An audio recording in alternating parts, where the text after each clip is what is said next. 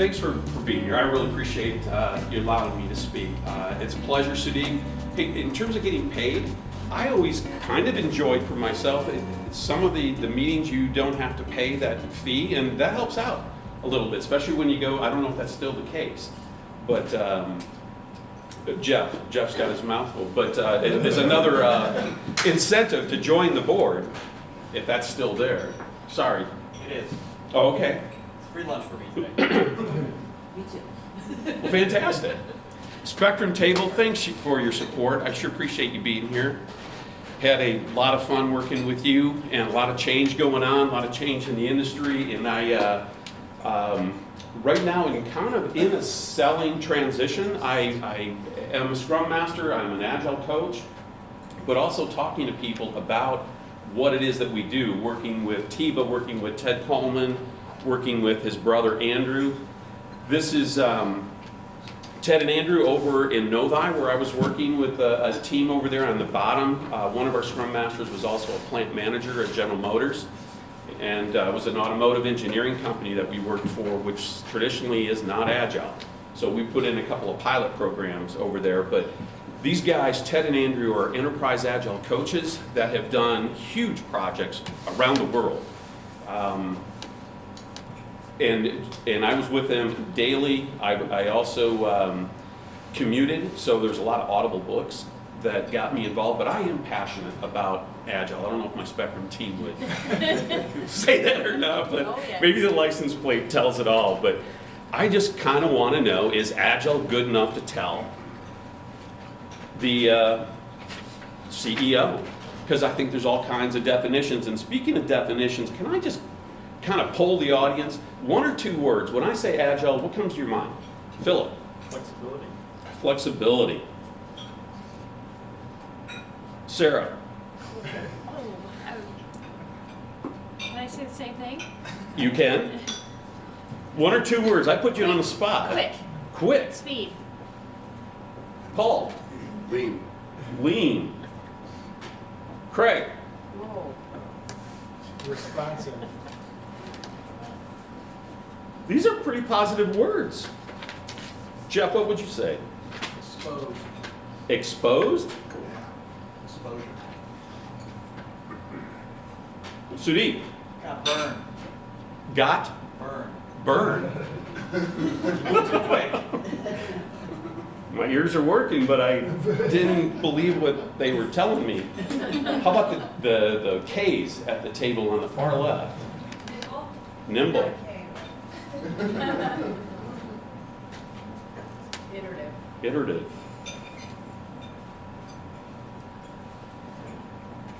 Anybody else?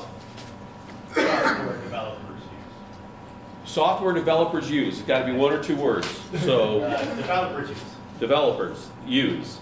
That's Boon. Developers use.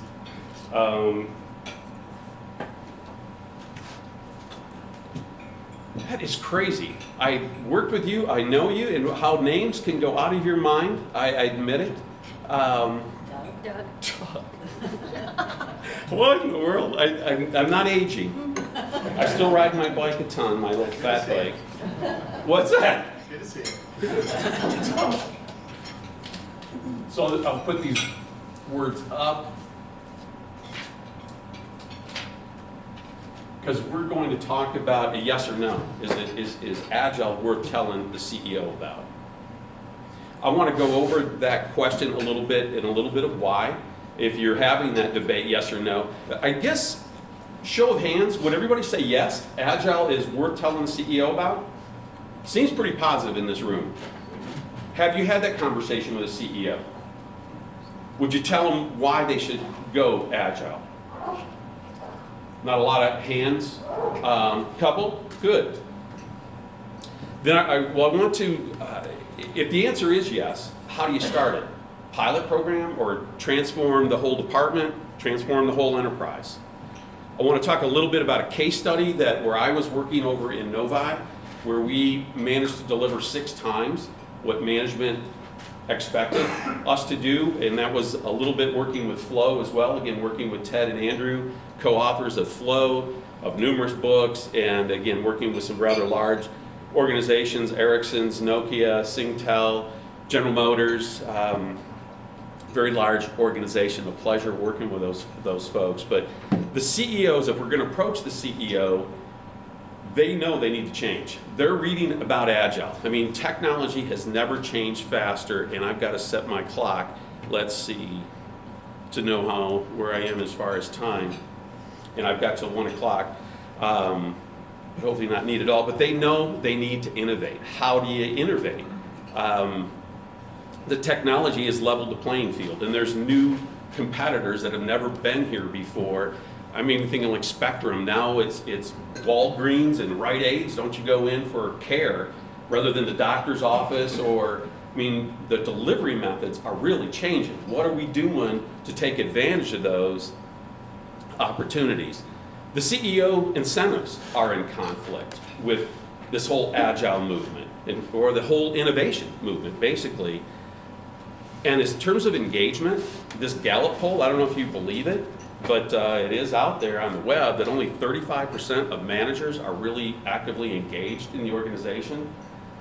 That's a lot of people not engaged. And if you're not engaged, CEOs know they're going to get innovation, they're going to get thoughts from those closest to their customers that are doing the work. If 60% of the managers are disengaged, what level of engagement do the people doing the work have? I mean, they're just collecting paychecks. They're sitting there for the wage, right? Not really innovating. So the truth is, many CEOs want to know about Agile. They're reading about it. They're hearing about it. 70% of the Fortune 100 are using SAFe. That's a lot of companies, and their CEOs read about each other, so they want to know what's going on. Back in the 50s, Peter Drucker talks about there's only one reason for business, right? That's to create a customer. Back then, 50s, 60s, 70s, we're pumping all kinds of profits back into the business. We're growing the company. We're innovating like crazy back then. But then something kind of happened in the 80s, where then he writes another book in the 80s, and he kind of talks about this, what he sees in bureaucracy out there, that we need to get rid of bureaucracy, and he hopes that we go through a transition and come back to innovation, and we become more entrepreneurial. What happened in the 80s, there was a law passed that allowed,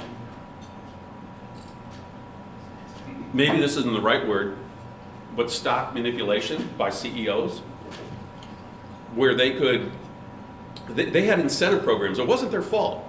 They were being hired in by the boards and then said, here's your salary and here's your incentives. And they made a ton of money on their stock incentives. If they could get the stock price up, if they could increase shareholder value, they were making out like bandits. So they took the money the company was wanting to innovate with, to spend in R&D, they used that money to purchase back stock. If there's less stock in the market, earnings per share goes up, right? If earnings per share go up, because there's less stock out there, less shares, earnings are the same, so they haven't done anything to the company, but the stock's going up, their incentives are going through the roof. Meanwhile, they're putting in this strict hierarchy in place in the business setting to keep everybody in place. Everything's stable, control it, decisions come from the top. There's really not a lot of innovation because I want that stock going up. That's their incentive. And you know what? After we reach a certain level, I'll retire or I'll move on. So they don't really care about long term. Everything's on a quarter to quarter basis. Again, they're cutting costs wherever they can, cutting R&D, they're cutting those liabilities. So in the 80s, 90s, we've got this economy, well, what's that quote by Jack Welch? Maximizing shareholder value was the dumbest idea in the world. After he was probably the biggest advocate of cost cutting and streamlining and getting rid of the weeds, I think he called it, but then all of a sudden the light bulb must have went on after he retired. So today there's a real shift out there. It used to be the center of the universe was the Earth. Now they had that big topic out there that took 200 years where his book was banned. But the center of the business climate used to be the firm. The firm made what customers wanted, right? Now it's changed. It's a buyer's world. The customer determines what the firms make. If you don't make what they want, they're going elsewhere. They can go elsewhere because now there's all kinds of technology to help them go elsewhere. They've leveled the playing field. So there's two different types of customers, those that delight the customers and those they don't. If you recognize any of these names, there are firms here that please their customers and some that didn't. Come to mind, Apple started computers in 1976, a computer company. In 1997, they almost went bankrupt. They were 90 days from bankruptcy, hired in Steve Jobs. His whole thing was not to turn Apple around. His whole thing was, how do we make Apple great again? Innovation after innovation after innovation. That company was the first company to receive a market cap of $1 trillion. And I think he passed in 2011. I think I don't know if it was 2016 when they got the trillion. The vision statement for Amazon's vision to be the Earth's most customer-centric company. That's a pretty big vision, to be the Earth's most. I don't know if you saw yesterday, any stock traders in here. Fidelity just announced no more commissions. They joined Schwab, no more commissions. It used to be all these people standing at the New York Stock Exchange and Wall Street in all these pits, training all day long. Then it went online for a fee. Now there's no fee. How in the world do you keep up with that kind of innovation if you've taken all your R&D money and purchased stock back and you cut all your expenses? How do you innovate? What's the best way to innovate? Because customers want instant, intimate, frictionless value anytime, anywhere, on any device. I mean, when I go place an order, I want it instant. I want them to know me. I don't want any friction. I just want it to go through. Memorize my credit card for all I care. It's a secure site. But that's what customers want, and if you don't give it to me, I'll go elsewhere. The other thing that's kind of interesting is no longer do I buy local. I can buy globally, and I don't really care. 5 years ago, you were afraid to put your credit card in the internet. Now you're putting it on a website and buying from who knows where, Germany, England. So the issue is we need to innovate, but we develop all these controls for shareholder buyback, for cost containment, and we've created this hierarchy, command and control, top-down communication, where we need all these approvals going up all the time to get approval before we move on. In our waterfall, every one of our phases, we need approval before we move on. Does it slow down the process? Probably. We haven't empowered the team to make those decisions to move on. We've got all these rules and roles, and the whole incentive program of business is promotion, where as you get promoted, you have more power to tell those underneath what to do, what their tasks are. Those people who are being told what to do are getting less and less engaged all the time. They're being told what to do. No one wants to be told what to do or not appreciate it or take weeks to get approvals. On the other hand, there's this agile methodology. It's flat. The customer is online with the team, the Scrum team. That team is engaged with the customer. Their engagement goes up. They're recognized every couple of weeks during a review. They're recognized every day by their peers. Hey, what'd you do yesterday? What are you doing today? Any blockers? Every day they're in front of stakeholders, Scrum Masters, product owners. Talk about engagement going through the roof. They are totally engaged because now they're empowered also to make decisions as opposed to this other hierarchy. Huge culture shift, and it's going to take years to change that kind of a culture. So I just put a couple of notes down here. Stability and control versus enablement, innovation. The difference between the two, though, might be represented in this big battleship. How do you turn Microsoft around? In 2010, they started dabbling with agile teams. 2010 was their server team. I think they had 25 teams. In 2011, they went into their Visual Studio area to dabble with agile, and then all 4,000 people within the Agile Studio in Microsoft went agile. all teams were agile. I think average team was like 12 to 15 per team. So the number of teams doing agile at that point, it's not just a single team, but out of that team was this guy named, and hopefully I pronounce it right, Satya Nadella. Hopefully I'm close, but he is now the CEO of Microsoft. He was involved in the Visual Studio where everyone went agile. Microsoft now is agile throughout the organization. Look what the stock did after 2014 when he became CEO, replacing Steve Ballmer. Microsoft stock was always at 20 to 30 bucks forever, never made any change. It was a huge battleship. This guy comes in with agile. In 2014 was at 30 bucks, and now it's at 140. A pretty big increase, almost a 500% increase in 5 years. But there are some, Agile doesn't work for everybody, or innovation doesn't work for all firms. It has to be done with a certain culture. Take, for instance, Nokia. Nokia was the poster child of Agile. Scrum teams all throughout the organization. In 1998, they had the best-selling mobile phone in the world. Profit went from $1 billion to $4 billion from 95 to 99. Profits are going through the roof. In 2003, they've got the best-selling mobile phone of all time, something called the Nokia 1100, and hopefully no one has it here. But you know one thing that platform had was a keyboard. In 2007, iPhone came out.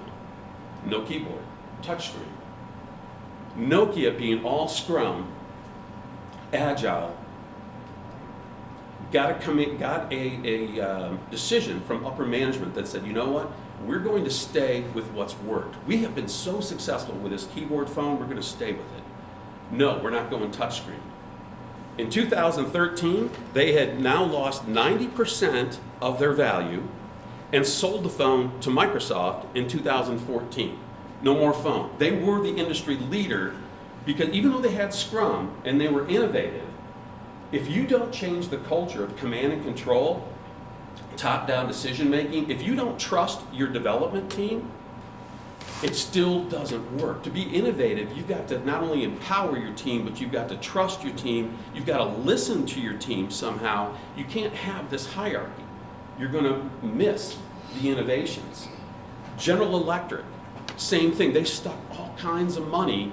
Jeff Immelt, the new CEO, replacing Jack Welch. Doug. And they put all this money into something called Lean Startup, basically making little GEs.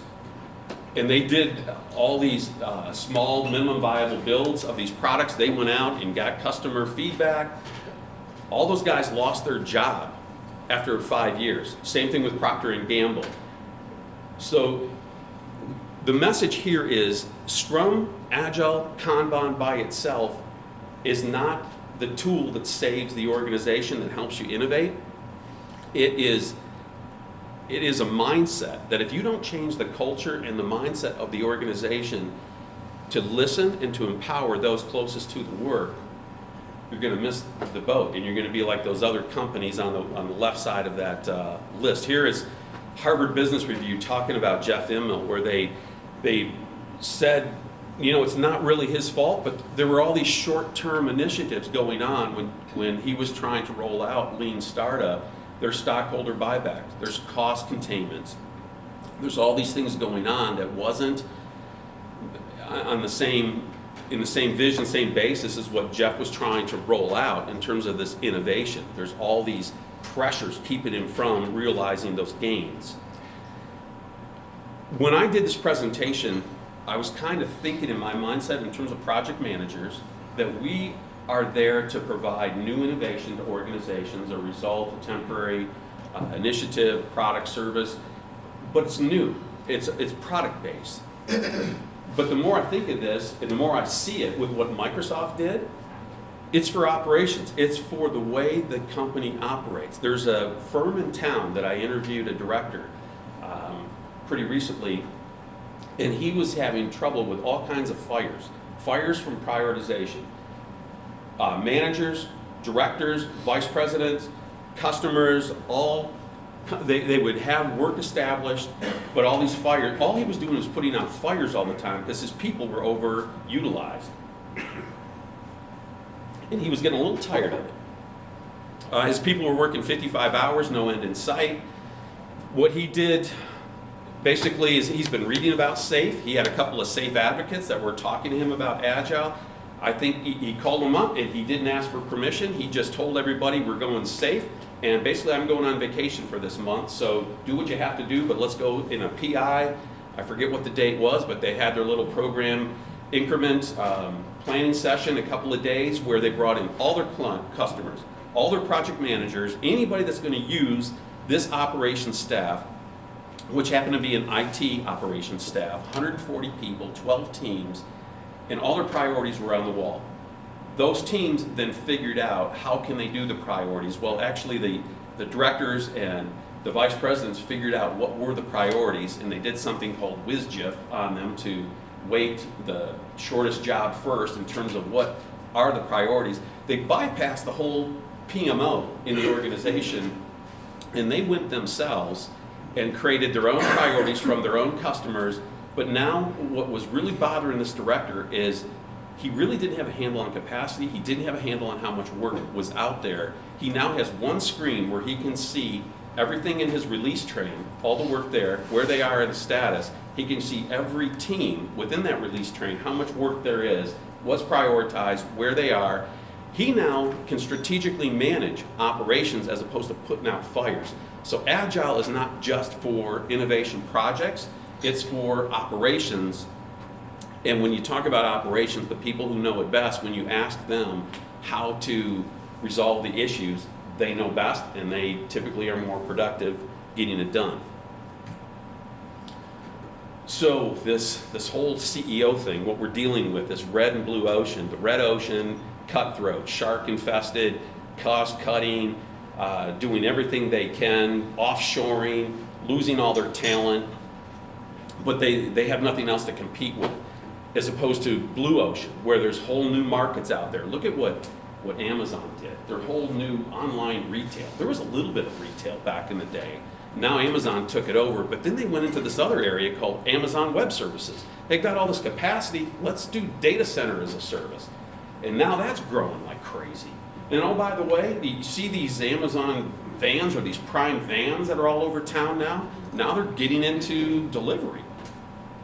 They had UPS and FedEx, but obviously UPS and FedEx wasn't talking with Amazon enough, and now this blue market for Amazon is just expanding. They're not doing red ocean playing cutthroat, they're expanding, and I think I read that they are larger than all other retailers combined. And I don't know how long they've been in existence. I want to say 20 years. I don't know if they started to turn. Disruption. There used to be ankle biters. Very little money against these big corporations. Nowadays, some of these people that take them over have more money than the incumbent because of venture capitalism, right? If there's promise out there, they're being funded. And these guys break the rules. Uber. Who would have thought you could rent your car out or rent your house out? Airbnb. I mean, 5 years ago, I thought that was crazy. Who would stay in my house when they could stay in a hotel? And there are people staying in my house now. So it works. But Fidelity and Schwab, talk about breaking the rules. No more commissions. But you know what? In terms of intimacy, I bet Fidelity and Schwab know so much about their customers, all their 401ks, pension plans, what they know, and then they can redirect their portfolios for that consumer is incredible. And again, the catalyst for all of this is the internet and social media, bypassing advertising, going right to Facebook, and it's pinpointed, it's direct, it's no more ads on TV. You notice how many ads are on TV nowadays? I mean, no one's watching TV. People are saying, the heck with TV, I'm gonna go to Hulu, or I'm gonna go with YouTube TV. They're bypassing all these traditional manners. CEOs have got to learn how to innovate with this new technology. So it's a mindset that we've got to change. It's not just a tool set. And where I was, still am, they view Agile as a tool set. It's very hard to get a traditional company to accept and move forward with Agile. It's customer driven with frequent collaboration. You're constantly talking with your customers, not in like lean startup, but even faster. It's on maybe a 2-week basis or a 1-week basis. It's team led. You're empowering those teams that are those people closest to the customer. It's iterative. You're always learning. That was a word that was spoken about up here. Short cycle, short batch, maybe 1 week, 2 weeks. I just spoke with, I was on a call with Walmart. Their sprints are 2.5 days. Monday through Wednesday morning, Wednesday afternoon, sprint planning, Friday afternoon, retrospective, and if there's nothing else to do at 3 o'clock, you take off. But every 2.5 days, a sprint. What they said is if you're having trouble completing all the work in your sprint, shorten the sprint.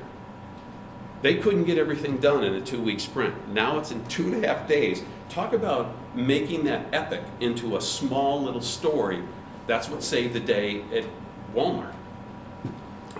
Failure is tolerated. It's okay to fail. It's a learning process, right? We want you experimenting. We want you learning. Everything is collaborative. It's amazing when you put these things on the wall and make it visual, how it's so easy to talk about this with a group of people, rather than in PCs and in emails and in spreadsheets and all these various things. This was so enlightening where I was in Detroit because these engineers never spoke to each other before. They were used to emailing. So the manifesto, individual and interactions over process and tools, working product over documentation, customer collaboration. You've seen these before, responding to change over following a plan. Couple examples of Agile, the Kanban board, a physical representation. I am very partial to physical Kanban boards because it allows you to physically move and you get those endorphins going when you do move work to done, but it invites conversation as opposed to trying to find something in your PC and hang on, oh shoot, I gotta reboot. Here, there's none of that stuff. You just talk, it works. Agile Scrum, on your left, you've got a product backlog with a product owner with a, what do you call those things, a comb over?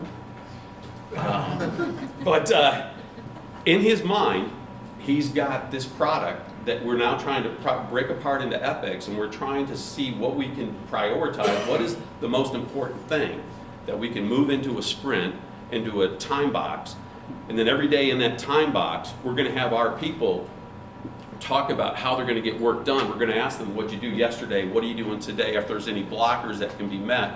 But every day they're empowered, every day they're meeting, every day they're collaborating, and then at the end of that sprint, they're reviewing actually what they made with the customer to see if they're in alignment. After that, we're going to do a retrospective. What worked? What didn't work? What do you want to implement next time? So you're going to reach your potential because you're reviewing where you've been, what you've done, what's worked. That's kind of how this Scrum, and typically used with Kanban, allows productivity to increase, engagement to increase, innovation to increase because you're delivering faster. And then we go into this world of SAFe, where we have team level SAFe, we have program level, we have portfolio level. We've got these big trains going of multiple teams that all have Scrum Masters, and these Scrum Masters meet and they do Scrum of Scrums where they're all aligned to the vision that was cast in that program increment that was done a few weeks ago. Portfolio, those guys, people are funding the trains. No longer do I fund a project, I fund a train. It's operations. The whole mentality of accounting has to change. I don't have a return on investment anymore on my project. I have a value train that I fund.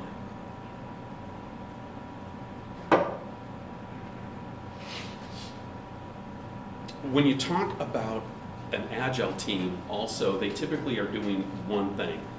They're not doing multiple projects. There are these articles out there where you can waste up to 40% of your day if you're task switching. If I'm going between projects, between tasks all day long, looking at email and getting an email from somebody that's higher up that I need to react to, and I'm task switching, by the time your brain gets ready to get acclimated to that work and you get involved in that work, and then you go back to what you were doing, the brain takes a while to work, and you lose a lot of your day. Productivity dramatically increases with Scrum because you're focused on that one project. You stand up every day and you talk about what did you do yesterday, what am I doing today, and you become accountable to what that is. You move it on the Kanban board and everybody on your team knows about it, and you collaborate afterwards. You're focused there. There is no email. We shut it down. You're in another area. You're not hidden in your queue. So we can greatly diminish this multitasking or task switching. So if it is a question of yes or no, is Agile good enough? Hopefully we went through a couple of things that kind of say that Agile certainly has its merit, that it is well worth the innovation, but with lessons learned from Nokia and GE, it is a huge task to change culture.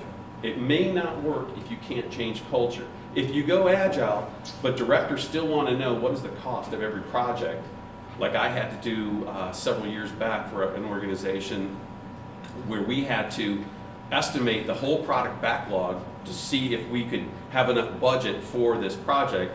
And meanwhile, we didn't know what technology we're really using. We didn't know what platform we had to use, but we had to estimate this whole thing.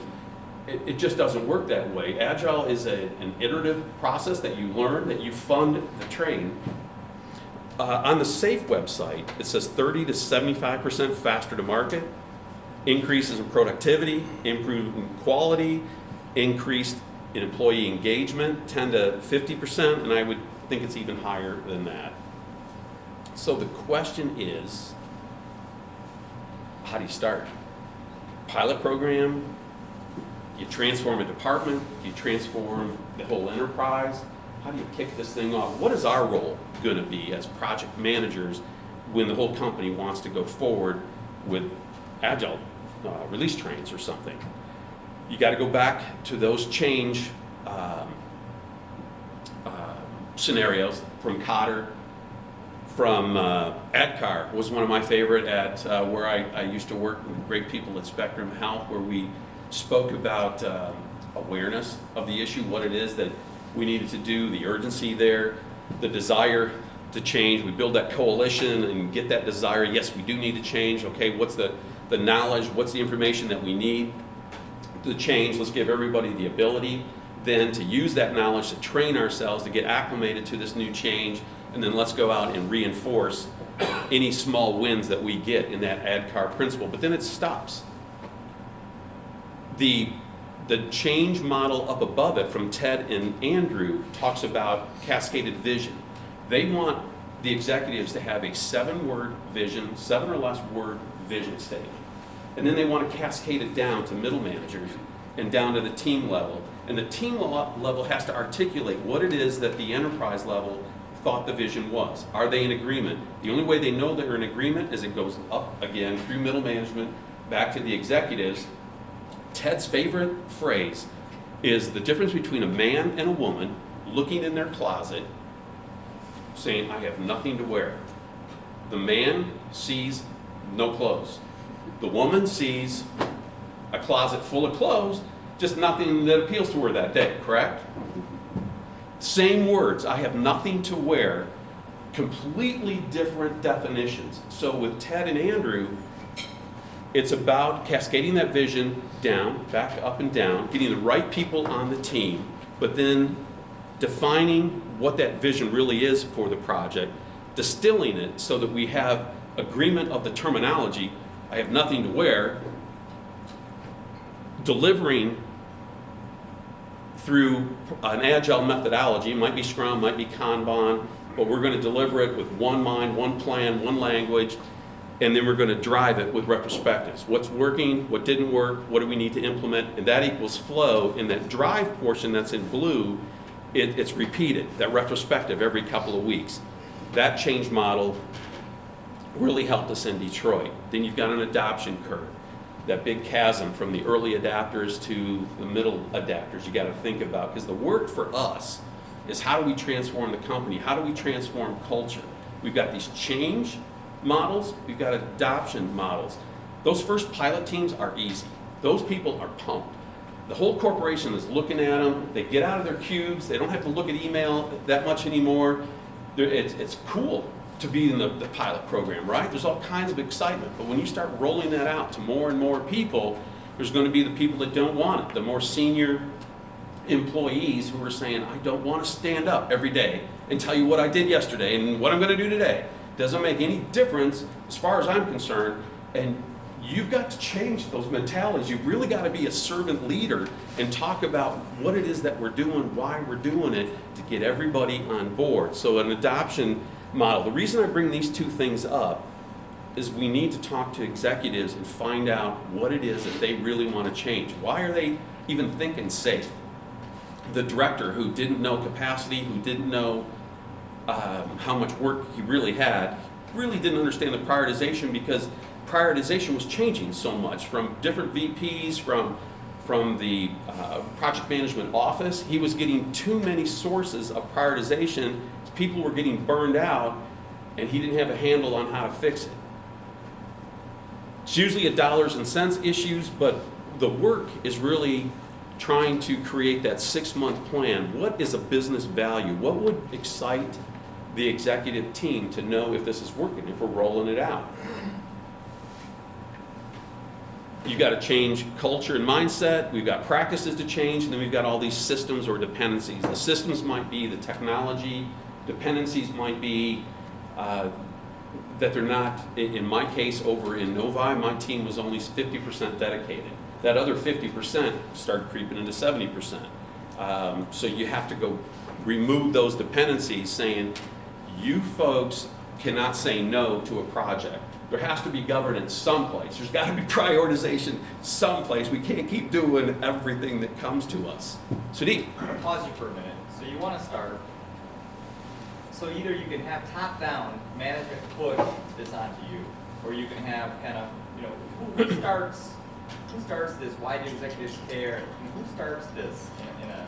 I think executives are reading that Agile's the magic potion to get me to be innovative. They recognize, but they're still doing shareholder buybacks and all kinds of other things. But if it were Ted in Novi, he went in and sold the CEO in Germany that we needed to do this over in Detroit.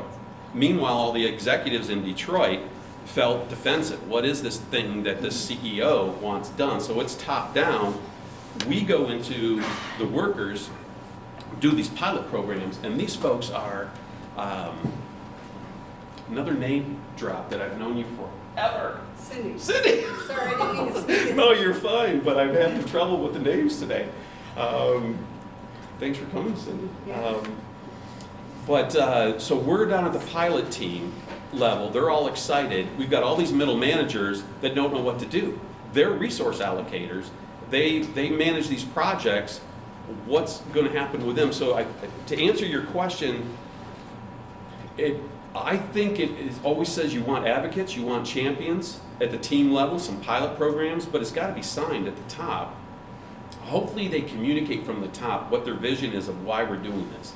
In our case, again, over in Detroit, it was not communicated well at all. He said, yes, we've done this, but I'm not sure what our goals, what our vision really is. And so we had a lot of work to do as far as culture. So you kind of skipped the vision and defining and distillation. You just went to delivering. We knew what the vision was of the organization, and then we knew what our project was about, so we created a vision for our project. Okay. So yeah, we did do vision and mission statement. In fact, I held a little contest for our group, gave them gift cards to concisely tie together the corporate vision and mission to our project vision and mission with our sprint goal. It was kind of a neat exercise, but it got everybody thinking about what are we doing, because that really presented the guardrails then of how they can make decisions once you know what the vision is, if it's clear, if it's defined. So executives are out there solving problems. How do we become more efficient, predictive? How do we work with our internal and external customers faster? Product. These are the things that you want to work on when you're rolling out these agile teams, when you're building these 3 and 6 month transformation plans to report back up to executives of what the status is. Is it working? The work, again, we're building that roadmap, we're getting back to executives, and that's where we struggled because our CEO, our champion, was in Germany. The folks over in Detroit, had some defensive issues, especially when I asked that crummy question in a retrospective that said something like, everything that we've done in these first 3 months, how long normally would that have taken you? And when the group said 2 years, and we did it in 3 months, and that got back up to middle managers, there was a huge defensive posture in terms of what are those guys doing down there? What is wrong with us? And because we weren't going upstream all the time, communicating with what we were achieving, it hit them by surprise and they didn't know how to react. But I think they could see the writing on the walls that they better change or figure out what's going on. But in fact, that kind of is a good transition into some of that program that I was working with over in Novi, and we've got 1244. We started this pilot program out with a 3-day training. First 2 days was Agile. It was all short cycle. It was batch oriented. It was DevOps. It was Lean. It was Agile. It was Scrum. We taught them the basics of all of that, and vision casting. A lot of flow was involved in there. And then on day 3, we started doing backlog grooming. We had 4 swim lanes, and we had 4 different teams within our Scrum team, and we started figuring out, okay, how do we do this? Here's the vision. How do we go about it? And all day we developed a backlog, and on Monday we started with sprint planning, and Tuesday we had our first stand-up. But what you're looking at here, that middle picture, never really took place in Detroit. That's a mechanical engineer talking with 2 electrical engineers. They usually just sat in cubes and they emailed each other. And when these folks started talking, I was just sitting amazed. I would listen to them, just amazed of the conversation and how productive they really were. Oh, I didn't know that. You mean that? Yeah. Oh, now I get it. That would have never taken place with the emails and with the cubes. The bottom picture is Andrew showing our milestone Kanban board. We had all our external customers defined who they were, and then in terms of milestones that we had to reach, we tied them together with red yarn. We made this thing super simple. When I first started there, I was taking notes, and the guy said, "What are you doing taking notes? If it's worthwhile, put it on a sticky and put it on the wall. Simplify everything. Maximize the amount of work maximize the work not done." Is that right? Simplify everything. The top picture is us in training, going through our training programs, the team. I also did refreshers. I did an NCAA refresher where the NCAA basketball tournament, I had them pick the winner from all the research they did. And they could read whatever they wanted, and they were going to pick the winner. I had gift cards for this as well. And then we also did it all new brackets with Agile, where we, after every round, and we saw who won, then you pick again how many winning teams you had, and then the 3rd round, then the 4th round, and finally the 5th round. We did it in an iterative style. So I was doing everything I could to kind of have refreshers out there to talk about the Agile methodology, an iterative process, learning as you go, as opposed to try to pick the winner from the beginning. I don't know if Michigan State won either. Michigan, sorry, Craig. I think they did get to did they get to the Final Four? 2 years. 2 years ago? Juwan Howard, wish him luck this year. Let's see. So lessons learned, management expectations. They thought, actually there were some that thought the pilot would fail. Agile is just a fad. It's not going to work. It's going to fail. At most, you guys are going to get 5 engineering configurations done. In one swim lane, we did 30. So 6 times. And that's the reason I have to say it this way is management has not agreed. They're still defensive. They will not honor the 2 years of work in 3 months. We got them to talk at least in engineering configurations for one swim lane. But it's significant. 6 times the work that this team turned out as a pilot program, brand new into Agile.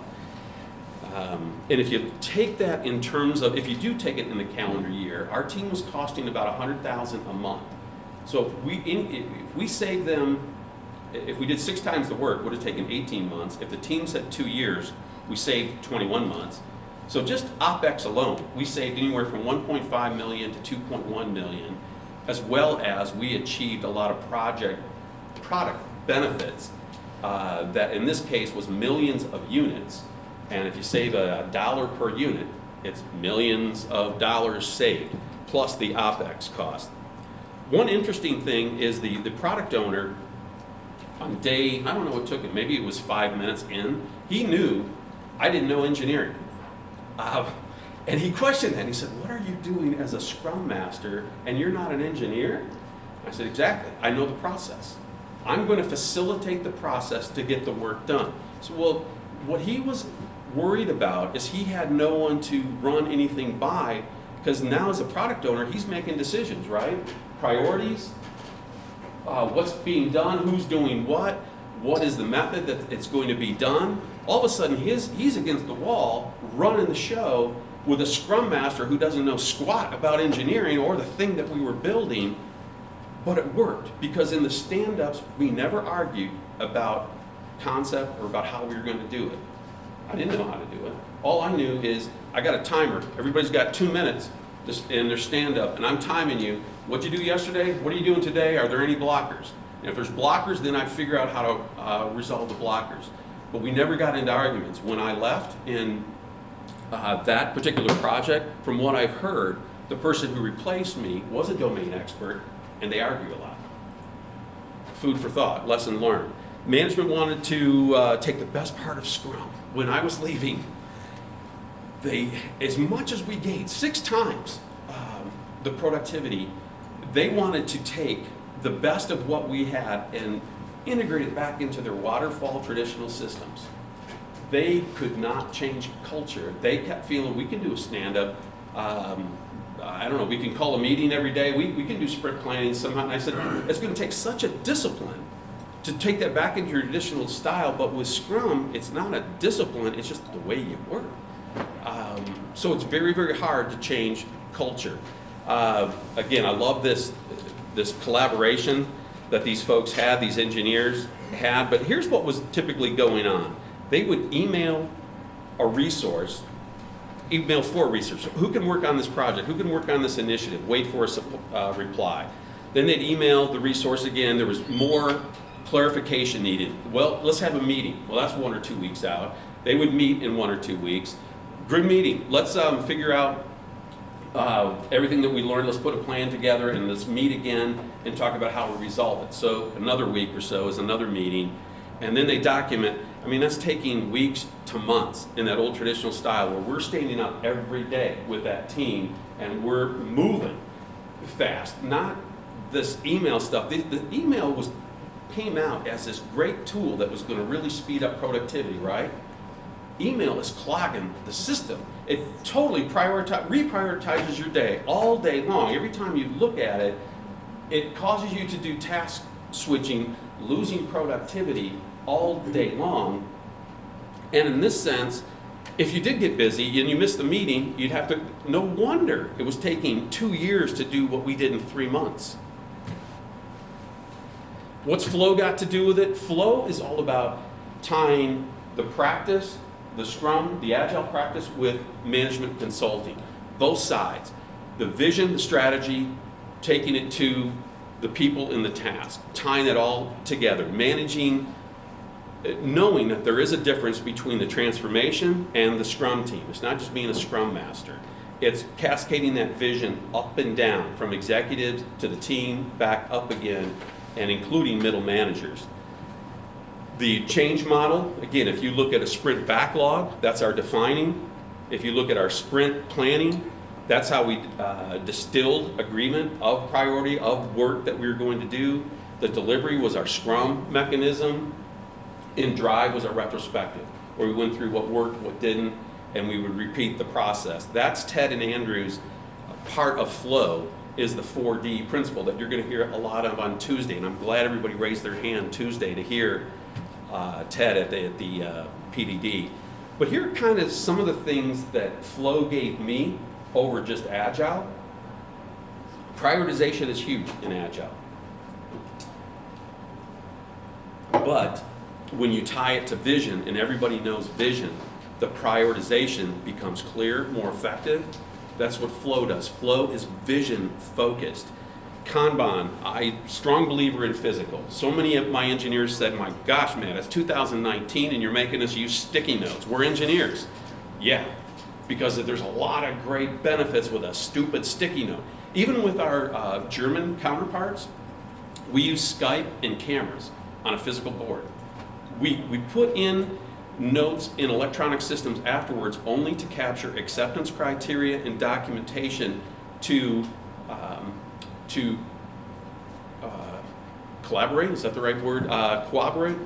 There's a word there that I'm missing, but to back up the acceptance criteria that we had in the notes. Sorry about that. Team view versus looking at the enterprise whole transformation, the bureaucracy that we had to get rid of. Process in Agile, we tried to simplify it, no more notes. Metrics, we made sure that there were team metrics and there's business metrics, and we weren't measuring proxy variables. We weren't measuring things just because the micromanagers thought that that was significant. But going forward, hopefully I've presented the case why we need innovation. It's the technology, it's the 80s and 90s that we didn't invest because it was all about CEO incentives. That wasn't about innovation, it was about shareholder valuation. Shareholder as opposed to customer value. Today, the customer rules. If the companies don't comply, the customer goes elsewhere. They can because they've got technology to take them there. No longer does the firm build what the customer wants. The customer directs the company to give them what they want or they're leaving. Engagement. There is a huge issue with employee engagement with our traditional settings. In Scrum, Agile, employees become super engaged. They love the attention that they're getting every day. They love working for customers. People love to add value, right? They don't want to sit in their cubes and just collect a wage, but that's what's going on in a lot of places. Hopefully, Agile is good enough to talk to the CEO about. Did I convince anybody? Does it make sense? Is it? These are all good positive words. It's for developers, yes. It is responsive, yes. It is lean. You're constantly cutting out the fat, and you're constantly trying to figure out how to even do it better. It is quick, it's flexible, iterative. Yes, you're learning all the time. Nimble, you can move. You welcome change as opposed to a plan. God burn. What the heck is that all about? If people are not aligned, I've moved too fast and have the organization kind of confused or surprised. And so I think if you have that vision, or you have the team understand what you're doing, then I think you can not get burned. If you have the team know what they're doing, but a middle manager got burned? No, I was at Thistle, and I was in a startup portion of the business. We were being asked to move, and we would do a lot of practices. You look at it, traditional versus agile. But if we had to get the core, the traditional business, to support us in many occasions. Yes. Forecasting and operations and delivery and so forth. But if they were not aligned to how fast we were trying to move and why, I see. then people were not, then you get burned. You're trying to deliver something and they don't understand why you have as many changes as you do, why you were iterating on your products as much as you were, and so forth. There's a lot of support teams that need to come along and Yes. support the agile teams, Yes. the admin, the finance, the HR, the legal. Even like if you're going to have an agile team roll out an ERP system, you need those subject matter experts from those departments to join your team when it's appropriate. Yeah. You don't staff for everybody, but it's this culture, and it's new. It's Barclays is 327-year-old organization that was part of this consortium that as far as agile, but they have 327 years old. 15,000 employees now are in our agile practice, and they just took a loan from 12 days to 20 minutes because we want instant, intimate, frictionless value anytime, any place, on any device, or I'm going elsewhere. I mean, the world, this is exciting as heck. I get kind of pumped. I don't know if you can tell, but we are like right now changing 70% of the Fortune 100 are using SAFe. Agile is out there. I think we need to get Agile trained in version 6 of the PMBOK. In fact, I just read an article where the new CEO, president of PMI, just bought out DA. Part of DAD, disciplined approach. Is that what it's called? Disciplined Agile. So PMI is really seeing the future. You're going to get more and more agile. Your last PDD, I think, was all about agile. This PDD is about flow and agile. And from the companies that I've been with that kind of fight agile and want to embed the positives into waterfall, I think it's time that you kind of realize where we've been, how stagnant the economy has been, how much we've lacked in innovation, and now you have no choice. You need to innovate, and I believe agile methodology is the way to do it if you use flow. Let me plug that TIVA flow. Any other thoughts, questions? It was a good lunch. We had great weather yesterday. Any other thoughts, questions? How's I was thinking about our area. We've got Meyer, we've got Spectrum. I mean, all going through either safe or agile. Gordon Foods, Amway, Farmers, even Dwayne Harris has. When I attend these West Michigan Agile meetings, there's a ton from farmers there. Whirlpool, who am I missing? Our whole community now, Priority Health, is very engaged in Agile. It's moving upon us, and I think we've got to get acclimated to it and figure out why, and that's because the economy now calls for it. We're customer-centric. You guys are stunned or tired, or I bored you to death. Any comments? Yes. Are you willing to share your? Were that good? I'm sorry. Are you willing to share your PowerPoint with WMPMI? I think what I'm doing is sending it to a video that was done today, captured, and Jeff, you can address that. Give it to me and I'll get it. Okay. So we will get. We'll get video. Well, we'll have the video. It's free, but Some of the hard. Just send me. okay. I will. I'm curious, why? Would you show this to a CEO or? Yeah, that's my intention. Is Really? to use a lot of this with our, CEO, CFO, because I've been with the company I'm with for a quarter, and that's been my kind of getting used to the company and its culture now. But that's my goal for next year is to start saying, hey, we need to start moving agile, and how are we going to do it, and why should we do it? You have a lot of why that is very valuable in your. What is your position in the firm? I'm a PM for the, Does the Small firm have a firm. PMO? no, small firm. I Oh, am okay. the PMO. Okay, PMO and PM. Yeah, Doing all the governance. everything. It's 5-person firm. So now you're going to be We the have, release train engineer and run multiple agile teams. It'll be interesting. I've got a lot of documentation and stuff to do. We're on a growth path.